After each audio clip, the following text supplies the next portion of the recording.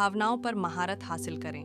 भावनाएं शक्तिशाली ताकतें होती हैं जो आनंद को प्रज्वलित करने और अशांति को भड़काने दोनों में सक्षम हैं। हालांकि वे हमारे नियंत्रण से परे लग सकती हैं, सच्चाई ये है कि हमारे पास उन्हें नियंत्रित करने और उनका उपयोग करने की आंतरिक शक्ति है। भावनाओं की प्रकृति को समझकर और भावनात्मक बुद्धिमत्ता का विकास करके हम इस शक्ति का लाभ उठा सकते हैं और शांति, लचीलेपन और कल्याण से भरा जीवन बना सकते हैं। भावनाओं पर महारत हासिल करने का अर्थ उन्हें दबाना या उदासीनता का नाटक करना नहीं है, बल्कि यह जागरूकता और समझ विकसित करने के बारे में है। हमें अपनी भावनाओं को पहचानना सीखना चाहिए, उनके ट्रिगर का अवलोकन करना चाहिए और उनके विचारों और क्रियाओं पर उनके प्रभाव को पहचानना चाहिए। यह आत्मज्ञान हमें आवेगी प्रतिक्रिया के बजाय इरादे के साथ प्रतिक्रिया करने का अधिकार देता है।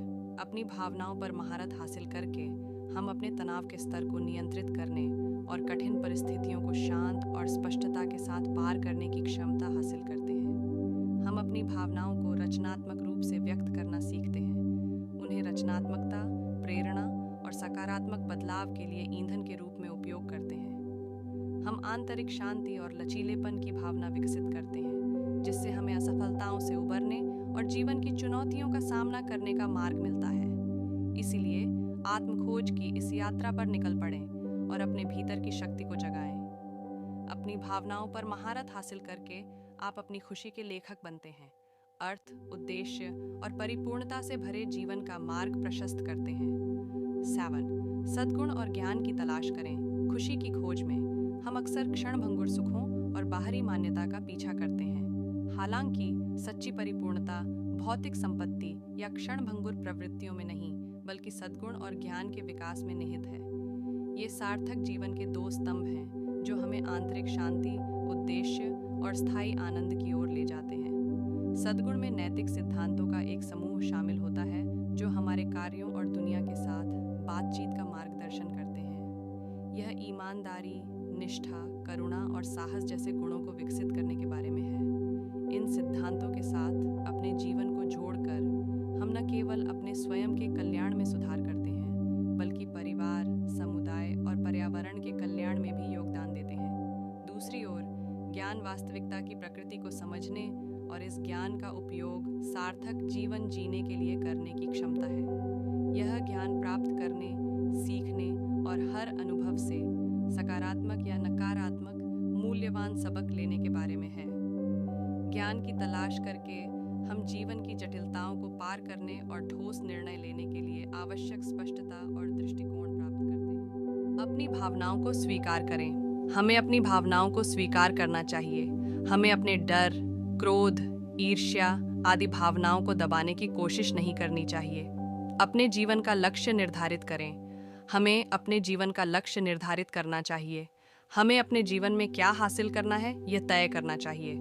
जब हम इन सुझावों का पालन करेंगे तो हम अपने जीवन में सचेत होकर जीना शुरू कर सकते हैं। सहानुभूति और करुणा, विनम्रता। सहानुभूति और करुणा को बढ़ावा देती है, जिससे व्यक्तियों को दूसरों की भावनाओं और अनुभवों से जुड़ने और समझने की अनुमति मिलती है। यह सहानुभूति अधिक विचारशील व्यवहार, मजबूत संबंधों और एक जुड़ाव की भावना की ओर ले जाती है। कृतज्ञता और आभार, विनम्रता अपने जीवन में आशीर्वाद के लिए कृतज्ञता और आभार को पोषित करती है। ये कृतज्ञता एक सकारात्मक दृष्टिकोण को बढ़ावा देती है, हकदारी को कम करती है और व्यक्तियों को दूसरों को वापस देने के लिए प्रोत्साहित करती है। सेवा और योगदान, विनम्रता एक सेवा की भावना और दुनिया में सकारात्मक योगदान देने की इच्छा को प्रेरित करती है। विनम्रता से प्रेरित व्यक्ति दूसरों के जीवन में फर्क लाने की तलाश करते हैं, एक स्थायी प्रभाव छोड़ते हैं।